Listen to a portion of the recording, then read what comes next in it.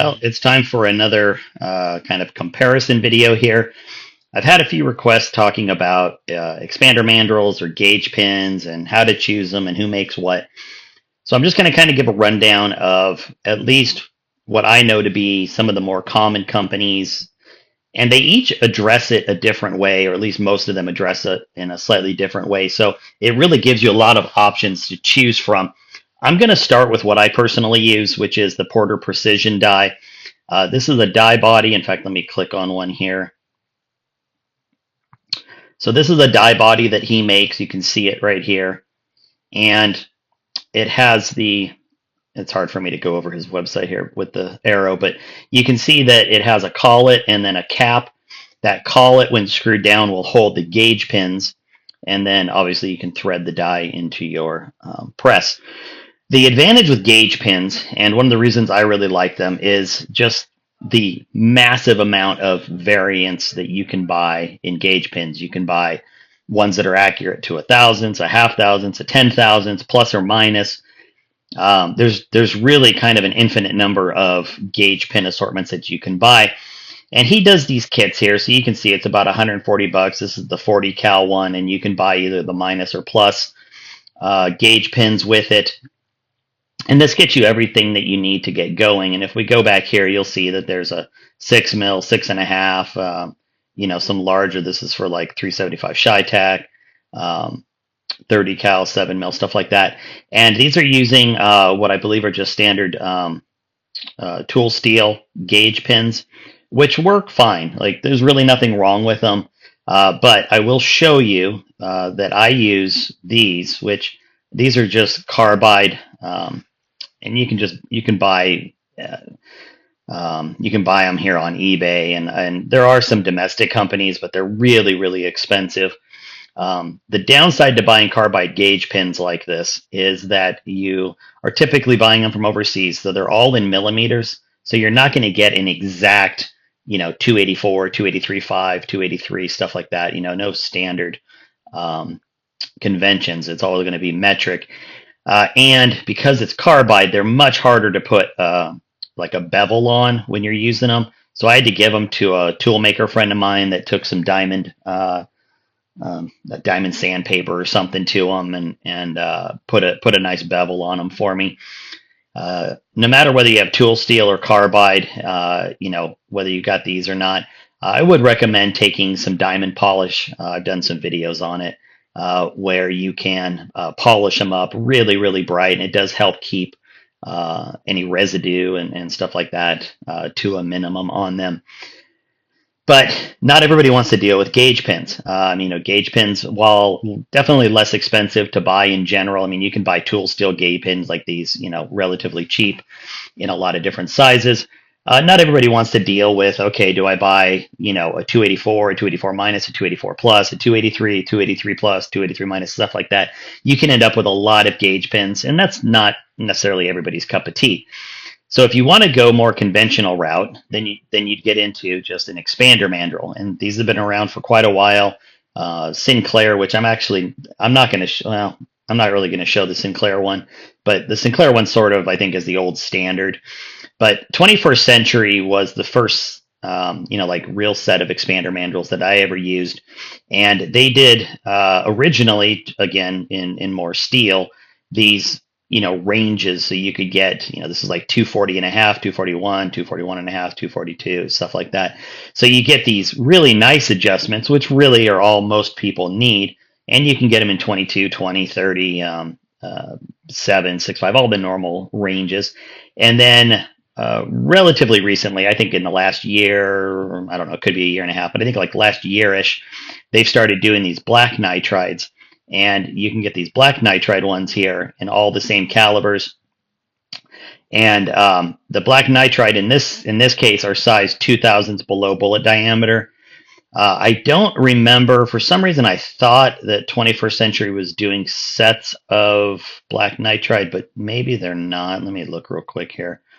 Black nitride, maybe they're not right now, but I would expect at some point you'd be able to get a wider range of black nitride ones.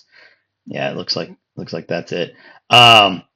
So you're definitely a little more limited on the black nitride. The advantage with either carbide or black nitride is that you don't really need to lube the insides of the necks, which is time consuming and a mess for some people.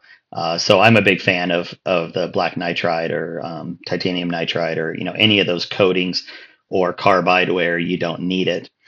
They use a die, just an expander body die here. You can see the top screws out. The mandrel just drops right into the top, and there's a little window here now.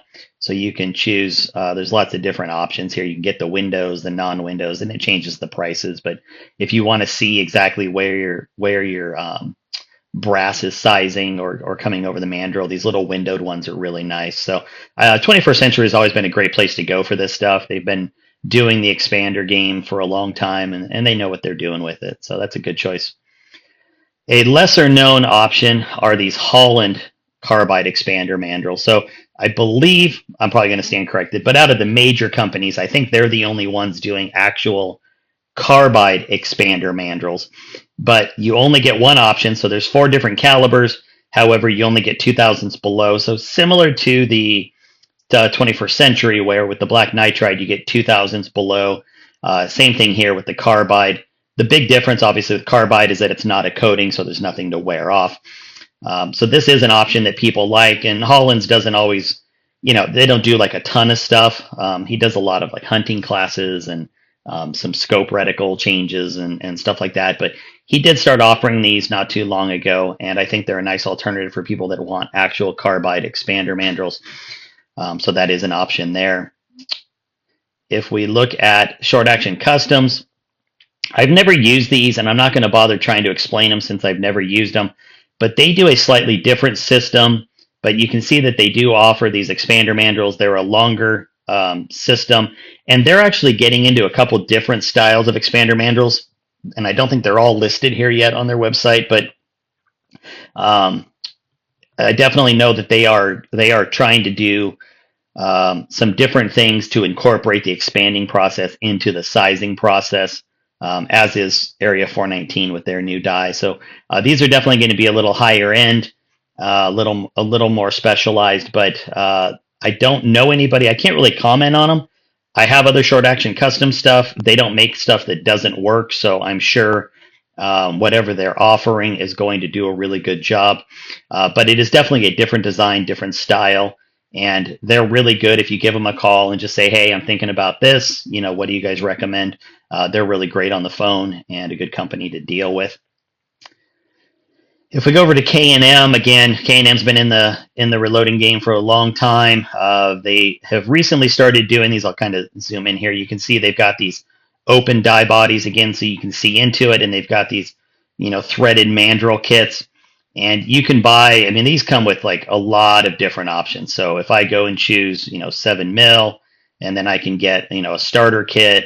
I can get a range kit. So like here's the starter kit. It comes with 3 sizes and then 3 in the block here. If I go to there's the range kit here, which I'll show you. That's going to have a few more. And then if I go to the full kit, and they start getting a little pricey, I'm not going to lie. I mean, you're getting a lot of stuff here, and that's about $500 for that whole kit. But you can customize it and do whatever you need as far as, like the starter kit here. Is $250, and you get the case and the storage block and the die and all that stuff. And K&M does a good job. I believe these are just standard tool steel, so they're not gonna be coated or carbide.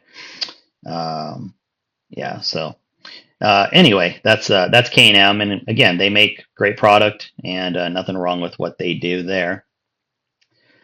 Ellie Wilson recently started doing this expanding mandrel die, and it uses what is essentially kind of like a big open body die with their, almost like they do on their sizing, like on their bushing, standard bushing die, and then it has an open window. So again, you can see where the brass is coming up over the mandrel. And I think you're going to see more and more of this view through. We showed you K&M and a couple of the others there. 21st Century has an option, really because people want to make sure that they're not, bottoming out or doing anything weird. Some people don't want to expand all the way into the neck. they might only want to expand half the neck. So being able to see where it is going into the neck is really critical for a lot of people.